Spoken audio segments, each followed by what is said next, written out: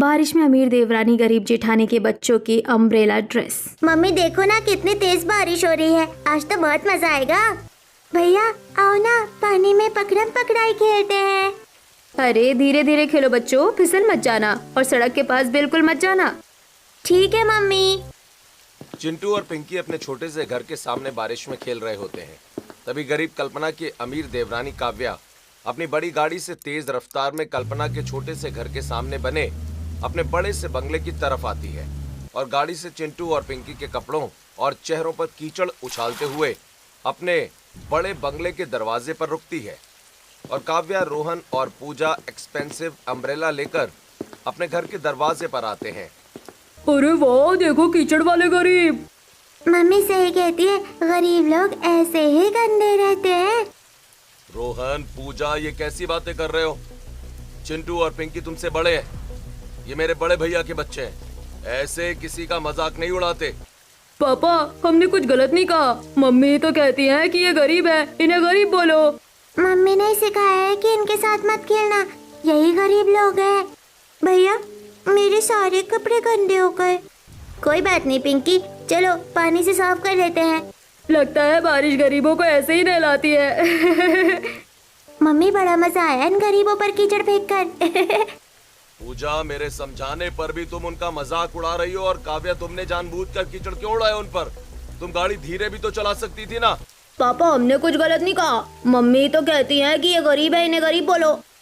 निखिल हैरानी से काव्या की तरफ देखने लगता है। उसी समय रामलाल और कमला देवी भी बाहर आ जाते हैं। बहू, तुमने बच्चों को ये सब सिखाया है? हाँ सिखाया है, तो क्या गलत सिखाया है? गरीब है तो गरीब ही कहेंगे, खर्च तक नहीं उठा पाते, इसी वजह से तो अलग रहते हैं। ऊपर से देखिए इनके बेशर्मी, हमारे बंगले के सामने छोटा सा घर बनाकर रहने लगे हैं। बहू, वो रहने नहीं लगे हैं, वो जगह उनकी ही है। इस घर पर जितना हक निखिल का है उतना ही राघव का भी है। राघव मेरा बड़ा बेटा है और कल्पना मेरी बड़ी बहू है, ये बात कभी मत भूलना। और आज के बाद अगर बच्चों को ऐसी बातें सिखाई तो मुझसे बुरा कोई नहीं होगा। काव्या गुस्से में मुंह फेर लेती है। तभी कल्पना घर से बाहर आती है।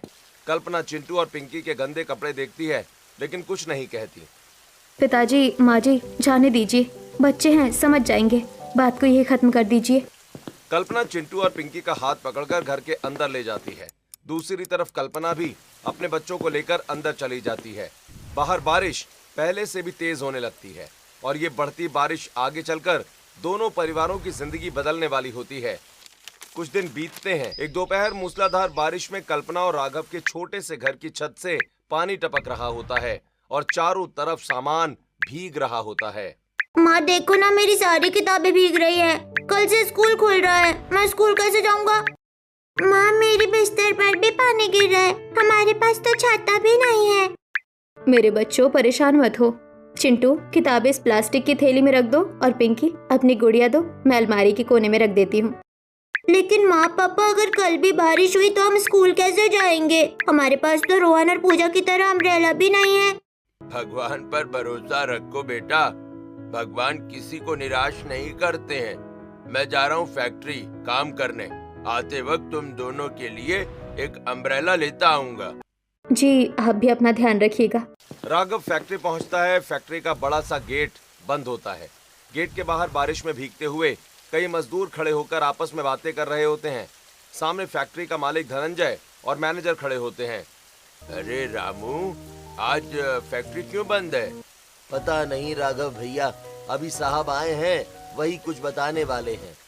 सुनिए सब लोग, आज से बारिश खत्म होने तक फैक्ट्री पूरी तरह बंद रहेगी। अब आप लोग सब अपने अपने घर जाइए। साहब, फैक्ट्री बंद रहेगी तो हम लोग काम कहाँ करेंगे? जहाँ काम मिले वहाँ कर लेना, मुझे उससे कोई मतलब नहीं। साहब, काम अचानक कहाँ मिलेगा? हमारे घर का खर्च इसी नौकरी से चलता है। आप हमें कोई दूसरा काम दे दीजिए या अपनी दूसरी फैक्ट्री में शिफ्ट कर दीजिए। मैंने कहा ना, मेरे पास कोई काम नहीं है। लेकिन साहब, घर की छत टपक रही है, बच्चों के लिए छाता खरीदना है, स्कूल की फीस देनी है, राशन लेना है, दवाइयाँ भी चल रही हैं। बारिश का पूरा मौसम कैसे निकलेगा? देखो, ये सब तुम्हारी परेशानियां हैं। मेरा उनसे कोई लेना देना नहीं। अरे नहीं साहब, आप हमें दूसरी फैक्ट्री में ही लगवा दीजिए, भले हाफ टाइम लगवा दीजिए। जब तक ये फैक्ट्री बंद है तब तक हमारा घर चल जाएगा। भाई मैं किसी को कहीं नहीं लगवाऊंगा, जिसे जहाँ जाना है चला जाए। ठीक है साहब, हम चले जाते हैं। हमें इस महीने की मजदूरी तो दे दीजिए। अभी कोई पैसे नहीं मिलेंगे। पर क्यों साहब, हमने तो पूरा महीना काम किया है ना। देखो, जब फैक्ट्री दोबारा खुलेगी तब सबको पैसे मिलेंगे। अगर अभी पैसे दे दूं और तुम लोग अगर वापस आए ही नहीं तो फिर मेरा नुकसान कौन भरेगा? हाँ, इसलिए जब फैक्ट्री खुलेगी तभी मजदूरी मिलेगी। सभी मजदूर मायूस होकर वहां से चले जाते हैं। राघव भी बारिश में भीगता हुआ घर की तरफ चल पड़ता है। तभी उसकी नजर रास्ते में सड़क किनारे एक बुजुर्ग दंपति पर पड़ती है, जो छाता लिए हाथ से बने छाते बेच रहे होते हैं। बेटा, एक छाता ले लो हमारा, सुबह से एक भी छाता नहीं बिका। बेटा, 2 वक्त की रोटी का इंतजाम भी मुश्किल हो गया है, क्योंकि अब तो लोग फैंसी अम्ब्रेला खरीदते हैं। हमारे जैसे लोगों के छाते कोई नहीं लेता है। चाचा, छाता हो या अम्ब्रेला, बात तो एक ही है। बारिश से बचना चाहिए, नाम से क्या ही फर्क पड़ता है। सही कहा बेटा। कितने का है? 100 रुपए का है बेटा। देखिए, मेरे पास अभी पूरे पैसे नहीं हैं, 50 रुपए ही हैं। ले जाओ बेटा, भगवान करे ये छाता तुम्हारे काम आए। जो है वही दे दो, इन्हीं से कुछ खरीद कर खा लेंगे, क्योंकि छाता तो खा नहीं सकते हैं। धन्यवाद चाचा। धन्यवाद चाची। राघव छाता लेकर घर की तरफ चल पड़ता है। चेहरे पर मुस्कान होती है, लेकिन फैक्ट्री बंद होने और मजदूरी ना मिलने की चिंता अभी भी राघव के मन में बनी रहती है। वहीं दूसरी तरफ बंगले की बैल्कनी में काव्या मोबाइल कैमरा लगाकर रील बना रही है। रोहन नई अम्ब्रेला ड्रेस पहनकर बारिश में उछल कूद कर रहा है। हेलो फ्रेंड्स, देखिए मेरे रोहन की नई अम्ब्रेला ड्रेस। पूरे शहर में ऐसी ड्रेस किसी के पास नहीं है, क्योंकि अपने बच्चों के लिए मैंने ये ड्रेस फॉरेन से मंगवाई है। एक बूंद बारिश भी अंदर नहीं जाती और न ही कीचड़ टिकेगा इस अम्ब्रेला ड्रेस पर। मम्मी, कल तो स्कूल में सब मुझे ही देखेंगे। मैं सभी को अपनी स्पेशल अम्ब्रेला ड्रेस फ्लेक्स करूंगा। वाह बहू, सच में बहुत सुंदर अम्ब्रेला ड्रेस है, देखने वाला बस देखता ही रह जाएगा। मम्मी जी, बहुत पैसे लगे हैं इसके पीछे। इतने पैसे में तो मैं अपनी गरीब जेठानी को 3 बार खरीद लूंगी, जितने में मैंने सिर्फ ये अम्ब्रेला ड्रेस खरीदा है, सिर्फ अपने बच्चों के लिए। अपने छोटे से घर के दरवाजे पर खड़ी कल्पना ये सब सुन रही होती है। ये तो बहुत अच्छा हुआ कि काव्या ने बच्चों को बारिश से बचाने के लिए अम्ब्रेला ड्रेस ले ली। ऐसा करती हूँ, रोहन और पूजा की पुरानी रेनकोट या कोई पुराना छाता हो तो काव्या से मांग लेती हूँ, इनके कुछ रुपए बच जाएंगे। हल्की बारिश में कल्पना बड़ी हिम्मत करके बंगले के अंदर आती है और दरवाजे पर ही रुक जाती है। माँ जी, एक बात कहनी थी। हाँ बोल बड़ी बहू, क्या बात है? और तू अंदर तो आ पहले। अंदर ही तो हूँ माँ जी। वैसे कल बच्चों का स्कूल खुल रहा है, अगर रोहन का कोई पुराना छाता या रेनकोट रखी हो तो बच्चों के लिए दे दीजिए, बारिश में उनका काम चल जाएगा। छोटी बहू, अगर रोहन की कोई पुरानी रेनकोट या छाता रखा हो तो कल्पना बहू को दे दो। मम्मी जी, मैं अपने बच्चों की उतरी हुई चीजें भी इन्हें नहीं दूंगी। मेरी नजर में उन चीजों की कीमत इनसे कहीं ज्यादा है। देवरानी जी, बच्चों का सवाल है, पुरानी ही दे दो, बारिश निकल जाएगी।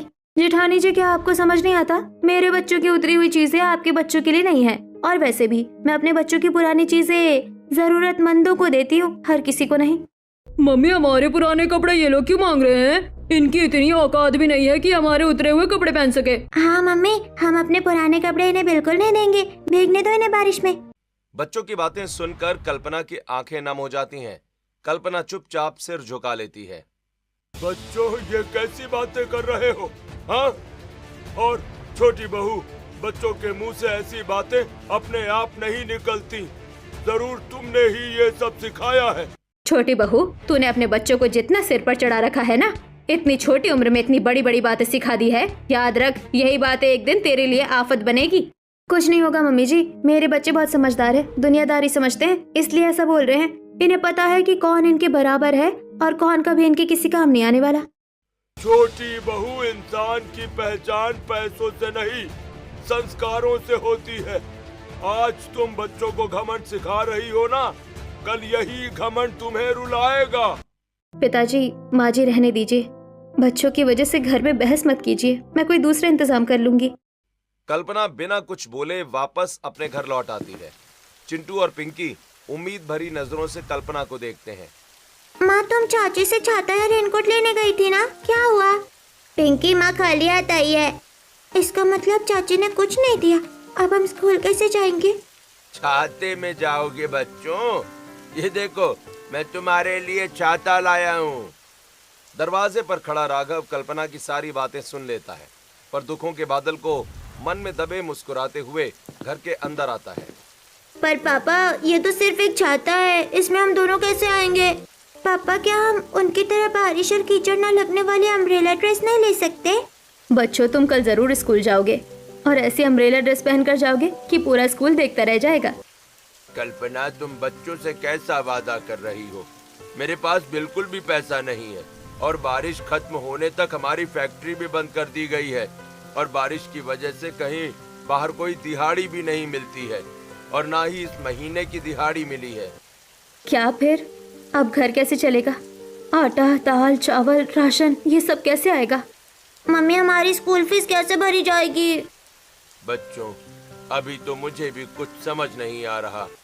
कोई भी घबराएगा नहीं। भगवान ने मुसीबत दी है तो रास्ता भी वही निकालेगा। फिलहाल हमें सिर्फ अपने बच्चों के बारे में सोचना है और आप बिल्कुल चिंता मत कीजिए। दिहाड़ी मिलना या ना मिलना भगवान के हाथ में है, लेकिन कोशिश करना हमारे हाथ में है। ऐसे ही रात होती है, सभी सो जाते हैं। वहीं कल्पना नई और एक पुराने छाते की प्लास्टिक की चादरें और पुराना कपड़ा निकालकर सुई धागा लेकर सिलाई करने लगती है। नींद और बारीक सिलाई की वजह से कल्पना के हाथों में सुई चुभ जाती है। सुई चुभ गई। ये सुई चाहे मुझे 100 बार भी चुभ जाए, लेकिन मैं अपने बच्चों के लिए ऐसी अम्ब्रेला ड्रेस जरूर बनाऊंगी जो पुराने छाते की मजबूत कपड़े और नए छाते के हल्के मुलायम और पुराने कंफर्टेबल कपड़ों को जोड़कर बनेगी। ड्रेस इतनी हल्की और आरामदायक होगी कि बच्चों को बिल्कुल उमस नहीं होगी। बारिश और कीचड़ का एक छींटा भी शरीर तक नहीं पहुंचेगा। धोने में भी आसान होगी और तो इस पर बच्चे अपने मन मुताबिक कोई भी डिजाइन बनाकर पहन सकते हैं। सुई कई बार उंगली में चुभती है, फिर भी कल्पना रुकती नहीं। पूरी रात बीत जाती है। सुबह होते ही कल्पना दोनों बच्चों को आवाज लगाती है। चिंटू और पिंकी नींद से उठकर सामने टंगी 2 नई ड्रेस देखकर हैरान रह जाते हैं। दोनों ड्रेस रंग बिरंगी होती हैं। माँ, ये कितनी सुंदर अम्ब्रेला ड्रेस है। क्या ये हमारे लिए बनाई है? हाँ बेटा, ये तुम दोनों के लिए है। इसे पहनोगे तो बारिश तुम्हें छू भी नहीं पाएगी। माँ, आप सबसे अच्छी हो। माँ, ऐसी सुंदर और अच्छी अम्ब्रेला ड्रेस तो हमारे स्कूल में किसी बच्चे के पास नहीं है। चिंटू और पिंकी स्कूल के लिए तैयार होते हैं, अपनी स्कूल यूनिफॉर्म पहनते हैं और तेज बारिश में घर से बाहर निकलने से पहले कल्पना की बनाई स्पेशल अम्ब्रेला ड्रेस पहनते हैं। और जैसे ही दोनों बाहर निकलते हैं, काव्या एक बार फिर स्कूल ड्रेस में तैयार अपने बच्चों के साथ गाड़ी में बैठी अपनी गरीब जेठानी के बच्चों पर कीचड़ उड़ा देती है। पर अम्ब्रेला ड्रेस पर कीचड़ के छींटे पड़ते ही अपने आप बहकर नीचे गिर जाते हैं। काव्या, रोहन और पूजा की नजर चिंटू और पिंकी पर पड़ते ही तीनों चौंक जाती हैं। मम्मी, मुझे भी ऐसी ड्रेस चाहिए। ये मेरी ड्रेस से भी अच्छी लग रही है। चुप रहो रोहन, वो कोई अच्छी ड्रेस नहीं है। नहीं, मुझे वही चाहिए। आखिर मेरी गरीब जेठानी के पास इतनी सुंदर ड्रेस आई कहाँ से? चाची, अब आप हम पर बारिश में कीचड़ नहीं उड़ा पाओगी, ना ही हमें गीला और गंदा कर पाओगी, क्योंकि इस बार हमारी मम्मी ने हमारे लिए स्पेशल अम्ब्रेला ड्रेस बनाई है। हाँ, अब हम बारिश में भी मजे से स्कूल जाएंगे। देवरानी जी, मैंने ये अम्ब्रेला ड्रेस पुरानी चीजों से बनाई है और ये मजबूत भी है, आरामदायक भी है। बच्चों को बारिश और कीचड़। अरे आप चुप रहिए, भला इसे भी कोई अम्ब्रेला ड्रेस कहता है? पुराने छाते और पुराने कपड़ों को जोड़कर बना दिया, 2 दिन भी नहीं चलेगा। काव्या मुंह बनाकर रह जाती है। चिंटू और पिंकी खुशी खुशी अपनी अम्ब्रेला ड्रेस में स्कूल के लिए निकल जाते हैं और थोड़ी देर में चिंटू और पिंकी स्कूल पहुंचते हैं। स्कूल के बाहर खड़े सभी बच्चे और अभिभावक बच्चों की अम्ब्रेला ड्रेस देखकर हैरान रह जाते हैं। चिंटू, पिंकी, तुमने ये ड्रेस कहाँ से ली? हमारी माँ ने बनाई है। अरे वाह, तुम्हारी माँ बहुत हुनरमंद है। क्या तुम्हारी माँ ऐसी अम्ब्रेला ड्रेस मेरे ऑर्डर देने पर बना सकती है? मैं पैसे भी दूंगी। मैं मम्मी से पूछ कर बताऊंगा। स्कूल में हर कोई कल्पना की बनाई ड्रेस की तारीफ करता है। दूसरी तरफ काव्या का चेहरा उतर जाता है। अगर जेठानी जी का अम्ब्रेला ड्रेस बनाने का काम चल पड़ा तो लोग मेरी नहीं जेठानी जी की तारीफ करेंगे, और तो और मेरी गरीब जेठानी इस बारिश में अम्ब्रेला ड्रेस बेचकर अमीर भी हो जाएगी। ये सब सोचते हुए काव्या अपने घर की तरफ चली जाती है। वहीं स्कूल खत्म होने के बाद 2 अमीर महिलाएं कल्पना के बच्चों के साथ सीधे कल्पना के घर पहुंचती हैं। क्या आप ही कल्पना है? जी, मेरा नाम ही कल्पना है। मेरे बच्चों ने कोई गलती की है क्या? अरे नहीं नहीं, हम तो बस आपके बच्चों के साथ आपके घर तक आए हैं। वो हमने आपके बच्चों की ड्रेस स्कूल में देखी। हमें अपने बच्चों के लिए ऐसी 20 अम्ब्रेला ड्रेस चाहिए। 20 ड्रेस? जी ये 10,000 रुपए एडवांस रखिए, बाकी पैसे ड्रेस मिलने पर देंगे। दोनों महिलाएं एडवांस देकर चली जाती हैं। कल्पना अपने बच्चों के साथ घर के अंदर आती है और सारी बात राघव को बताकर भगवान की तस्वीर के सामने हाथ जोड़कर खुशी के आंसू बहाने लगती है। खिड़की पर खड़ी काव्या ये सब देख लेती है। कल्पना के हाथ में रुपए देखकर काव्या के चेहरे पर जलन साफ दिखाई देने लगती है। इतनी जल्दी इस गरीब की किस्मत कैसे बदल सकती है? अब कुछ करना ही पड़ेगा। काव्या गुस्से में अपने कमरे में आती है। कमला देवी आराम से बैठी होती हैं। अम्ब्रेला ड्रेस का ऑर्डर मिल गया। अगर मेरी जेठानी का काम चल पड़ा तो लोग उसी का नाम लेंगे। क्या? ये तो बहुत अच्छी बात है। अब तेरी गरीब जेठानी के भी दिन बदलेंगे। ऐसे कैसे दिन बदलेंगे? दूसरी तरफ कल्पना खुशी खुशी बाजार से कपड़ा और बाकी सामान लेकर आती है। कल्पना सिलाई मशीन पर बैठकर लगातार अम्ब्रेला ड्रेस तैयार करने लगती है। चिंटू और पिंकी भी छोटे कामों में कल्पना का हाथ बटाने लगते हैं। माँ मैं ये कपड़े पकड़ लेता हूँ। माँ मैं धागे निकाल देती हूँ। मेरे बच्चे, तुम लोग हमेशा ऐसे ही मेरे साथ रहना। धीरे धीरे सभी ड्रेस तैयार हो जाती हैं। कल्पना उन्हें बहुत संभाल कर कमरे के एक कोने में रख देती है। बस भगवान कल ये ड्रेस सही सलामत स्कूल पहुंच जाए। ऐसे ही रात होती है। कल्पना और दोनों बच्चे गहरी नींद में सो जाते हैं। तभी काव्या चुपके से कमरे के बाहर पहुंचती है। काव्या चारों तरफ देखकर धीरे से दरवाजा खोलती है। अब देखती हूँ मेरी प्यारी जेठानी जी ये ऑर्डर कैसे पूरा करती है। काव्या बैग से कैंची और काला रंग निकालती है। काव्या एक एक करके तैयार ड्रेस काटने लगती है। फिर सभी ड्रेस पर काला रंग फेंक देती है। पूरा कमरा बर्बाद करके काव्या चुपचाप बाहर निकल जाती है। अगली सुबह कल्पना नींद से उठती है। जैसे ही कल्पना तैयार ड्रेस देखती है, कल्पना के पैरों तले जमीन खिसक जाती है। ये किसने किया? सभी ड्रेस कटी हुई होती हैं और उन पर काला रंग फैला होता है। कल्पना की आंखों से आंसू बहने लगते हैं। मेरी सारी मेहनत बर्बाद हो गई। अब मैं ऑर्डर कैसे पूरा करूंगी? माँ कल रात नींद में मैंने चाची को हमारे कमरे से बाहर जाते देखा था। मुझे लगा मैं सपना देख रहा हूँ, पर पक्का ये सब चाची ने किया है। बच्चों, बिना सबूत हम किसी पर इल्जाम नहीं लगा सकते, पर मैं अपने बच्चों की बात टालूंगी भी नहीं। कल्पना कटी हुई अम्ब्रेला ड्रेस हाथ में लेकर बंगले के आंगन में पहुंचती है। कमला देवी और काव्या वहीं खड़ी होती हैं। काव्या कल्पना को देखकर मुस्कुरा देती है। देवरानी जी, आपकी दुश्मनी मेरे साथ थी तो मुझसे निकालती मेरे बच्चों की मेहनत और मेरी रोजी रोटी क्यों बर्बाद की? जेठानी जी कैसी बातें कर रही हैं? मैंने क्या किया? रात में मेरे घर में आपके अलावा कोई नहीं आया था, खुद मेरे बच्चे ने देखा है। इस बात का कोई सबूत है आपके पास? बड़ी बहू, बिना सबूत अपनी देवरानी पर इल्जाम मत लगा। मम्मी जी, भगवान सब देख रहा है। जिसने भी ये किया है उसे एक दिन अपनी गलती का पछतावा जरूर होगा। पहले अपना ऑर्डर पूरा कर लो, वरना पैसे भी वापस करने पड़ेंगे और इज्जत भी चली जाएगी। कल्पना बिना कुछ बोले वापस अपने कमरे में आ जाती है। कमरे में चारों तरफ बिखरी ड्रेस देखकर कल्पना की आंखें भर आती हैं। कल्पना, अब क्या होगा? ऑर्डर पूरा ना होने पर कहीं वो लोग हमें पुलिस के पास तो नहीं ले जाएंगे? नहीं, मैं ऐसा कुछ नहीं होने दूंगी। कल्पना एक एक ड्रेस को ध्यान से देखने लगती है। तभी कल्पना की नजर कटे हुए कपड़ों पर। अगर इन कटे हुए हिस्सों पर नया डिजाइन बना दूं और काले रंग को बादलों का रूप दे दूं, तो ये ड्रेस पहले से भी ज्यादा सुंदर बन जाएगी। कल्पना तुरंत सिलाई मशीन के सामने बैठ जाती है। रंग बिरंगे कपड़ों से तितलियां, फूल और बादलों के डिजाइन बनाकर ड्रेस पर लगाने लगती है। चिंटू और पिंकी भी कल्पना का हाथ बटाने लगते हैं। माँ मैं ये पेज पकड़ता हूँ। माँ मैं धागा डाल देती हूँ। मेरी पत्नी के पास उसके बच्चों का साथ है, अब उसे नहीं रोक सकता। कई घंटे लगातार मेहनत करने के बाद सारी ड्रेस पहले से भी ज्यादा खूबसूरत बन जाती हैं। अब हर ड्रेस पर तितलियां, बादल और इंद्रधनुष का डिजाइन दिखाई देता है। माँ ये तो पहले से भी ज्यादा सुंदर लग रही है। अब चाची देखकर जरूर जलेंगी। हमें किसी से जलना नहीं है बेटा, हमें सिर्फ अपना काम ईमानदारी से करना है। कल्पना सभी ड्रेस बैग में रखती है और बच्चों के साथ स्कूल की तरफ निकल पड़ती है। कल्पना स्कूल के ऑडिटोरियम में पहुंचती है। वहां प्रिंसिपल, टीचर और सभी अभिभावक इंतजार कर रहे होते हैं। काव्या भी रोहन के साथ वहीं खड़ी रहती है।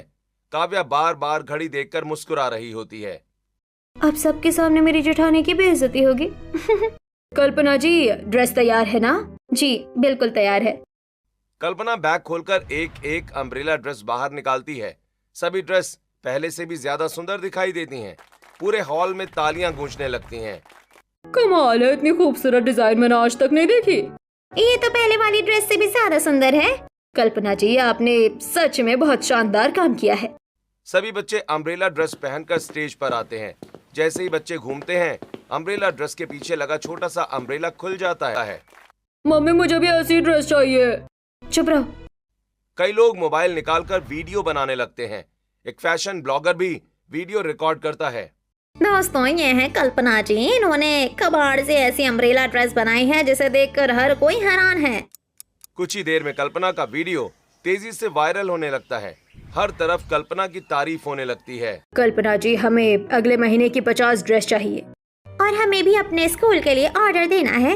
आप सबका बहुत बहुत धन्यवाद। काव्या गुस्से से वहां से निकल जाती है। काव्या का चेहरा गुस्से से लाल हो चुका होता है। एक बार फिर बच गई, लेकिन अब मैं ऐसा वार करूंगी कि जेठानी जी कभी संभल नहीं पाएंगी। शाम होने लगती है। तेज बारिश के साथ आंधी शुरू हो जाती है। काव्या रोहन को लेकर कार से घर लौट रही होती है। अचानक सड़क पर पानी भर जाता है। कार बीच पानी में बंद हो जाती है। मम्मी, कार में पानी आ रहा है।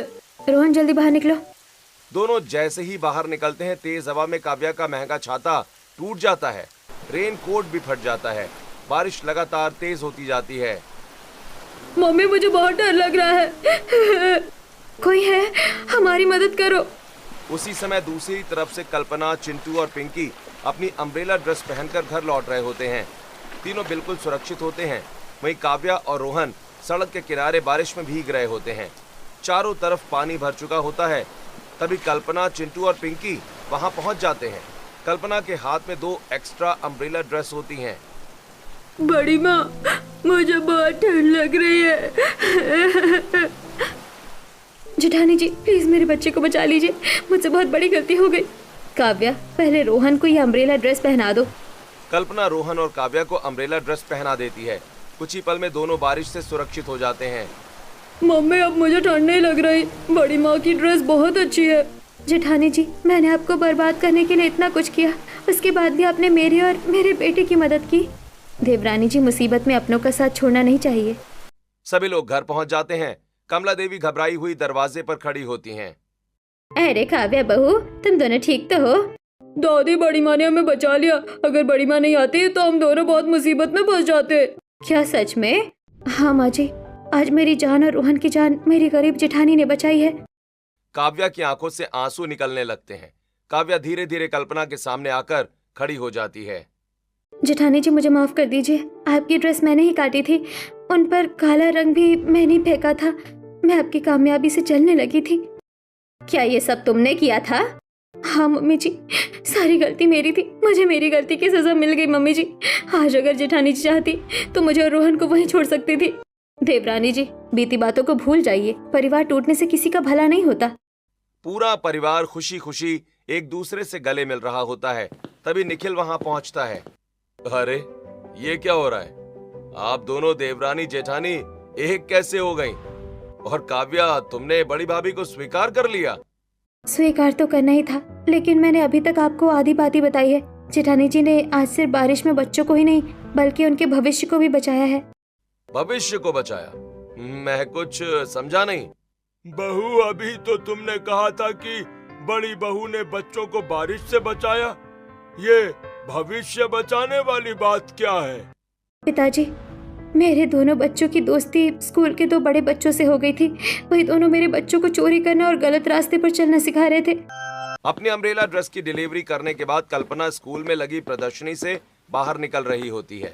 तभी कल्पना की नजर रोहन, पूजा और 2 बड़े बच्चों पर पड़ती है। आज पैसे क्यों नहीं लाए? अगर हमारे साथ चोरी करना गलत होता है।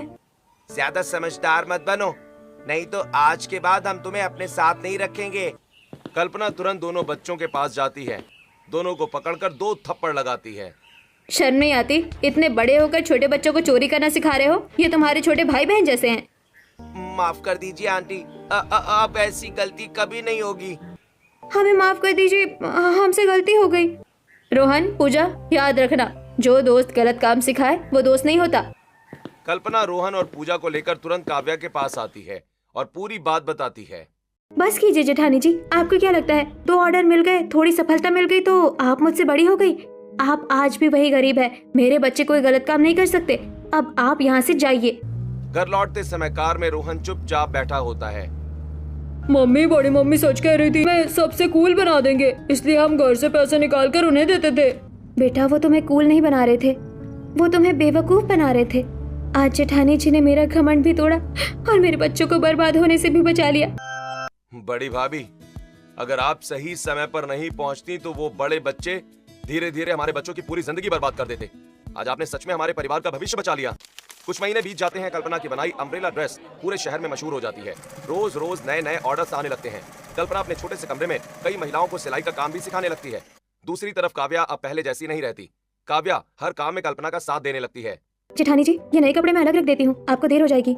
धन्यवाद देवरानी जी, अब काम भी जल्दी हो जाएगा। कल्पना बहू, आज पहली बार इस घर में सब साथ बैठकर खाना खाएंगे। पूरा परिवार एक साथ बैठकर खाना खाता है। चिंटू, पिंकी और रोहन खुशी खुशी बातें करते रहते हैं। बड़ी मम्मी, मेरे दोस्तों को भी आपकी अम्ब्रेला ड्रेस चाहिए। माँ, अब हमारी ड्रेस पूरे शहर में मशहूर हो गई। मेहनत कभी बेकार नहीं जाती बेटा। अगले दिन शहर के बड़े स्कूल से कल्पना के पास 100 अम्ब्रेला ड्रेस का ऑर्डर आता है। एडवांस के रूप में बड़ी रकम भी मिल जाती है। जेठानी जी, ये तो बहुत बड़ा ऑर्डर है। हाँ देवरानी जी, बस भगवान की कृपा है। तभी एक आदमी घर के बाहर आता है। कल्पना जी, शहर के उद्योग विभाग की तरफ से आपको सम्मान समारोह में बुलाया गया है। मुझे? जी, आपने अपने हुनर से बहुत लोगों को रोजगार दिया है। देखा बहू, मेहनत का फल मिल ही गया। समारोह वाले दिन कल्पना स्टेज पर सम्मान लेने जाती है। पूरा हॉल तालियों से गूंज उठता है। कल्पना जी ने साबित कर दिया कि मेहनत और हुनर से कोई भी इंसान अपनी किस्मत बदल सकता है। उसी समय भीड़ में बैठी काव्या की आंखें खुशी से भर जाती हैं। जिस जेठानी और उनके बच्चों को मैंने नीचे दिखाने की कोशिश की थी, आज पूरा शहर उन्हीं का सम्मान कर रहा है। सम्मान समारोह खत्म होने के बाद कई बड़े व्यापारी कल्पना से मिलने आते हैं। हर कोई हम आपकी अम्ब्रेला ड्रेस पूरे राज्य में बेचना चाहते हैं। हाँ, अगर आप तैयार हो तो हम आपके साथ बड़ा काम करना चाहते हैं और इस अम्ब्रेला ड्रेस का एडवर्टाइजमेंट आपके बच्चे ही करेंगे, एक मॉडल की तरह। मुझे थोड़ा समय दीजिए, मैं परिवार से बात करके जवाब दूंगी। कल्पना घर लौटती है। पूरा परिवार खुशी से कल्पना का इंतजार कर रहा होता है। आ गई मेरी बहू, आज तो पूरे शहर में तुम्हारा नाम रोशन हो गया। बड़ी माँ, मैंने सबको बताया कि आप मेरी बड़ी माँ हो। माँ, अब हम भी बड़ा घर बनाएंगे। बेटा, पहले हम मेहनत करेंगे, बाकी सब भगवान पर छोड़ देंगे। और मुझे आप लोगों को खास बात भी बतानी है। सभी व्यापारी मुझसे काम तो कराना ही चाहते हैं और हमारे बच्चों को मॉडल की तरह इस्तेमाल करके अम्ब्रेला ड्रेस की एडवर्टाइजमेंट भी करना चाहते हैं। शाम को व्यापारी दोबारा घर आते हैं। कल्पना जी, हम आपके नाम से एक बड़ा शोरूम खोलना चाहते हैं। पूरा खर्च हमारी कंपनी उठाएगी और वो शोरूम आप दोनों देवरानी जेठानी को मिलकर चलाना है। और आपके पति के लिए भी हमने अलग शोरूम खोला है। क्या? लेकिन मैं इतनी बड़ी जिम्मेदारी कैसे संभालूंगी? कल्पना, तुम्हारे छोटे से आइडिया ने तो हमारी जिंदगी बदल दी। जेठानी जी, आप घबराइए नहीं, हम सब आपके साथ हैं। हाँ बहू, अब ये पूरा परिवार तुम्हारा सहारा बनेगा। कल्पना कुछ पल सोचती है और फिर मुस्कुराकर हामी भर देती है। अगर आप सबका साथ है तो मैं तैयार हूँ। कुछ दिनों के बाद शहर के बीचों बीच नया शोरूम तैयार हो जाता है। बाहर बड़े अक्षरों में लिखा होता है, कल्पना मैजिक अम्ब्रेला ड्रेस, और अम्ब्रेला ड्रेस में कल्पना के बच्चों की तस्वीर लगी होती है। माँ, ये हमारा शोरूम है। हाँ बेटा, ये हम सबकी मेहनत का फल है। बड़ी माँ, मैं भी बड़ा होकर आपके साथ काम करूँगा और मैं सबसे सुंदर अम्ब्रेला ड्रेस बनाऊंगी। शोरूम के उद्घाटन की तैयारियां शुरू हो जाती हैं। पूरे शहर के लोग वहां पहुंचने लगते हैं। उद्घाटन वाले दिन शोरूम के बाहर लोगों भी वहां पहुंचते हैं। कल्पना जी, अगले थीम के लिए हमारे स्कूल की सभी बारिश वाली ड्रेस आप ही बनाएंगी। ये मेरे लिए सम्मान की बात है। बड़ी माँ, अब तो आपकी ड्रेस पूरे शहर में दिखेगी। माँ, अब कोई हमें गरीब नहीं कहेगा। बेटा, इंसान की पहचान उसके पैसों से नहीं, उसके कर्मों से होती है। काव्या सबकी बातें सुनकर भावुक हो जाती है। काव्या सबके सामने कल्पना का हाथ पकड़ लेती है। जेठानी जी, आपने मुझे सिर्फ माफ नहीं किया, बल्कि सही इंसान बनना भी सिखाया। अगर उस दिन आप हमारी मदद नहीं करती तो शायद मैं कभी अपनी गलती नहीं समझ पाती। गलती करने वाला बुरा नहीं होता, गलती एक साथ शोरूम का फीता काटता है। लोग तालियां बजाने लगते हैं। चिंटू, पिंकी और रोहन नई अम्ब्रेला ड्रेस पहनकर कल्पना मुस्कुराकर पूरे परिवार को देखती है। बन चुकी होती है। बारिश अब भी हो रही होती है, लेकिन इस बार हर चेहरे पर मुस्कान होती है।